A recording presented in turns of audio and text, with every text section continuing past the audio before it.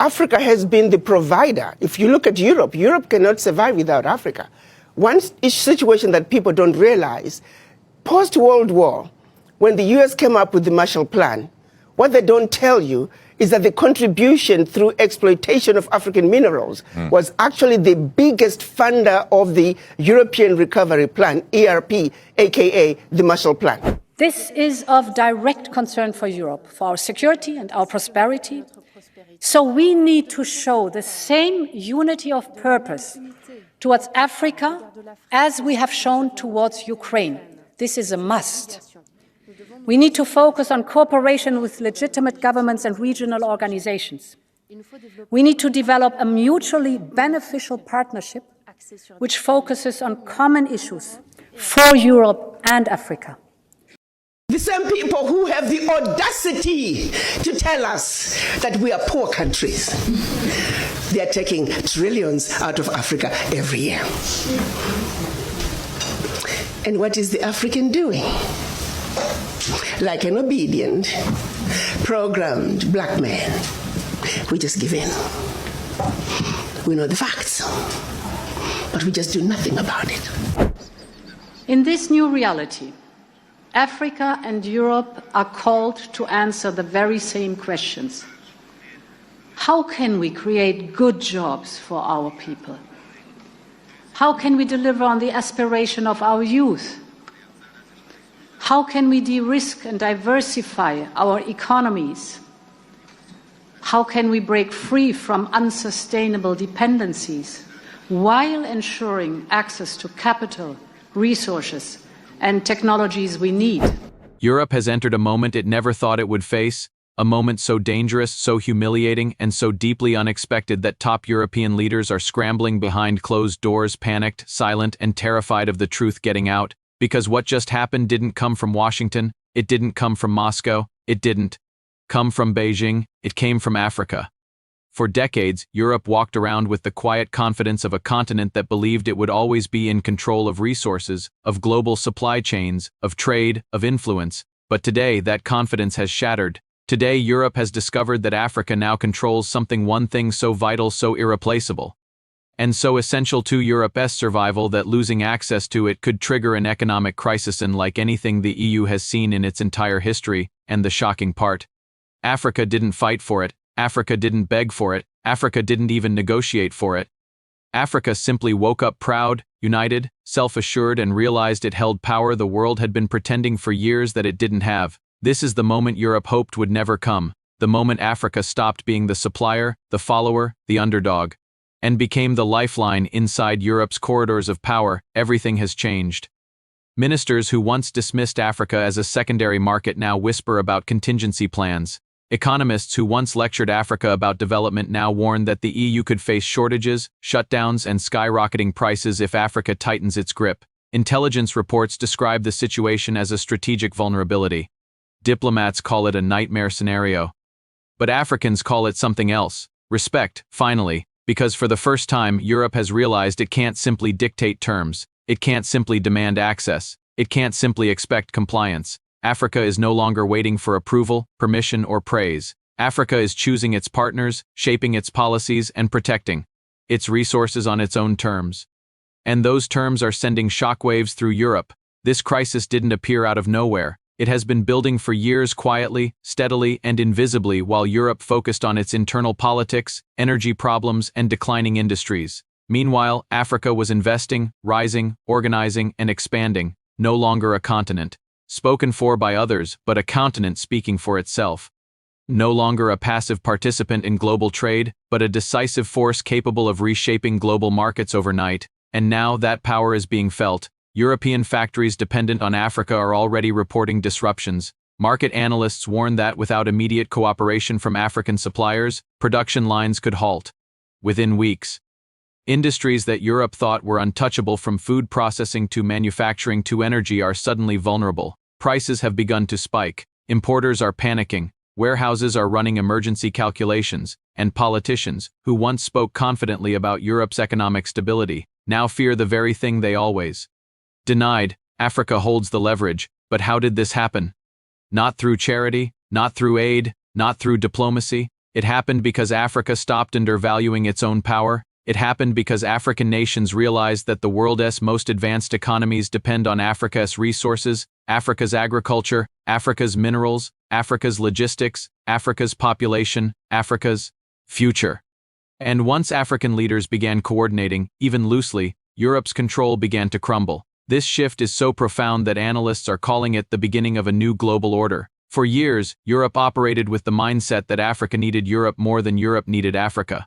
That belief died this year. Today, Europe is discovering that Africa is not just important, it is indispensable, and Europe is not dealing with an Africa of the past. This is a new Africa, young, confident, ambitious, interconnected, and more economically unified than at any point in modern history. This is an Africa that no longer negotiates from weakness but from strength.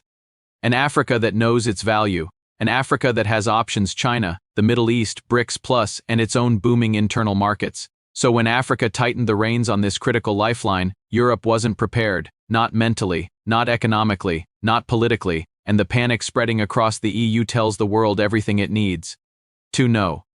Europe's public statements sound calm, but behind the scenes, nothing is calm. Emergency meetings have been held, contingency plans have been drafted, diplomatic missions have been rushed into African capitals with one desperate message: let's resolve this quickly. But the message coming back from Africa is clear, confident, and historic. We decide the terms now.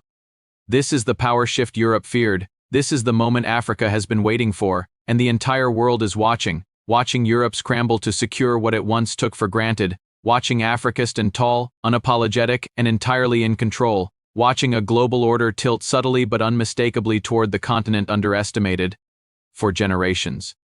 Because Europe knows something it can't say publicly: if Africa chooses different partners, if Africa restructures its exports, if Africa shuts the door even slightly, Europe's industries stumble, Europe's markets shake, Europe's economy bends, and if Africa pulls away completely, the EU doesn't just weaken, it collapses. That is the lifeline Africa now controls. That is the reality Europe is panicking to avoid, and that is the story the world was never supposed to hear. But now, everyone is hearing it, and the question isn't why Africa finally used its power. The real question is, what will Africa do next? Far from the public speeches and polished press conferences, because behind the diplomatic smiles, Europe is cracking, not visibly, not loudly, but internally, where real power lives. In Brussels, officials who once spoke confidently about global leadership now whisper in hallways, afraid of being the one to reveal just how bad things have become, because the truth is brutal. Europe no longer holds the leverage, Africa does. And in the days following the first shock, the truth hits even harder. Europe's supply chains, already weakened by years of political fights, energy crises, and declining manufacturing, suddenly feel the full force of the disruption. From chemicals to agriculture, from minerals to logistics, from essential raw materials to everyday consumer goods, entire sectors begin warning that the situation is unsustainable.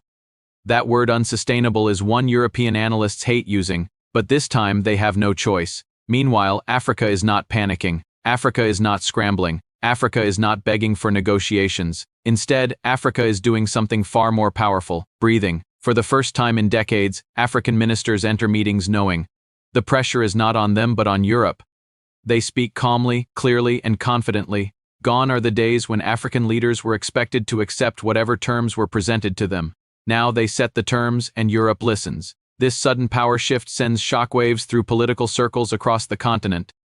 European manufacturers begin calculating the cost of losing access to African exports. Some industries report inventory shortages within days. Others warn of looming shutdowns. Companies that once dismissed Africa as a secondary partner now rush to secure limited supply. Prices spike, markets shake, investors panic, the media senses something is wrong, but officials are desperate to hide the scale of the problem.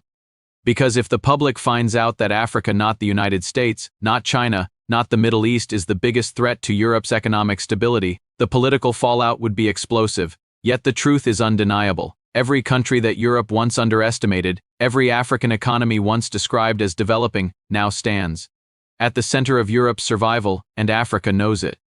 African leaders begin speaking boldly on television, in parliament, on global stages about respecting Africa's sovereignty, valuing African resources, and prioritizing African industries. Their messages are firm but not hostile, confident, not aggressive. This is not revenge. This is reclamation, a long overdue shift in dignity and direction. But in Europe, the panic rises. Panic turns to urgency. Urgency turns into internal conflict.